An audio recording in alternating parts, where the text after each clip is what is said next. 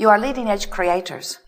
And something that we very much want you to come to realize fully is that as you identify desire, that all source, all manner of helpers, powerful law of attraction, work in concert for the fulfillment of that which you desire. And in fact, this source is so good at understanding what you want, because after all, in this moment of your peaked preference, it is not the beginning of your asking. You've been asking for a very long time. Even before you came into these physical bodies, you were setting forth preferences about this time-space reality. You are part of the Creator. You are part of the creation of what is here, what greeted you when you got here. So now, when you begin to realize that in every moment you are fine-tuning your preferences, and in every moment you are exuding preferences, and each and every one of those preferences is being heard and replied to, answered, responded to. So it is an ongoing, never-ending process of you redefining, continually amending your desire, saying, this is good and I would like it to be this, and this is good and I would like to add to it this.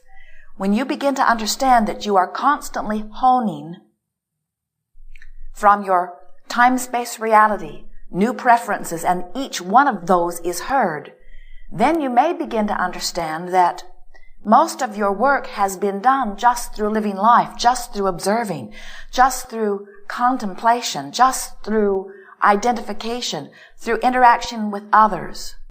Everything that you are observing or perceiving is causing you to naturally offer these preferences. So now your primary work is to not get in the way of what you've been asking for. And that's the thing that is the primary hindrance for most humans. You are very good at observing, and it is from that talent that you are so good at identifying desires. It's happening at all levels of your being, conscious and unconscious. So, source energy, this answering mechanism, this answering energy, has been receiving so clearly from you that source energy could tell you more specifically and more accurately who you are and what you want than you could articulate in any point in time. And that's a really important point for you to be aware of, because you do not have to stand as deliberate creators in this point in time, able to speak everything you want in every moment. You don't have to do that. You've been speaking it. Now your work is to relax and let it be. Now your work is to line up with what you've been asking for. When you line up with your source and with your desire, you always feel good. If you are feeling less than good, you're not lined up. You're not in the place, in the mode, in the moment of letting in what you've been asking for.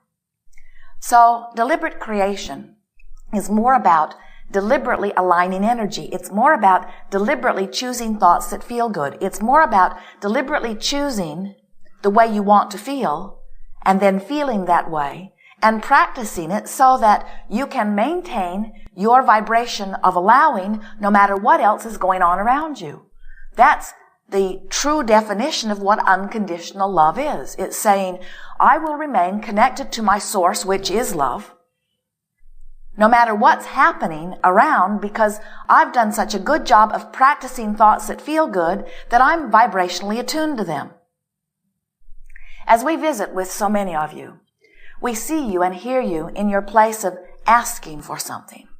And of course, the contrast that you are living has helped you to specify clearly what it is you now want. So you stand in this place knowing clearly what you want, but your dominant awareness much of the time is about where you stand in the absence of what you want. So your dominant vibration is about what's missing instead of about where you're going, which means you can't let in what you want as long as your dominant vibration is about it being missing. Or you have a condition in your body that you would like to release, but you're so aware that you have it that your dominant vibration is about the presence of this unwanted thing, so it can't go away because your dominant vibration is holding it to you. And so what we want to begin to help you to understand is that you are offering vibration. You've learned them along your path, And in every day, you offer this dominant vibrational pattern, which, if you want to know what it is, just look at how your life unfolds, because it matches it exactly. So what we are suggesting, since we know the power of thought and the power of vibration, is that you begin a process that we are calling virtual reality. It's not unlike creative visualization or using your imagination, where you, just like a movie director, set a scene with the primary intent of practicing a vibration that will serve you, of making a vibration of well-being the dominant vibration on any subject that you choose, of practicing the vibration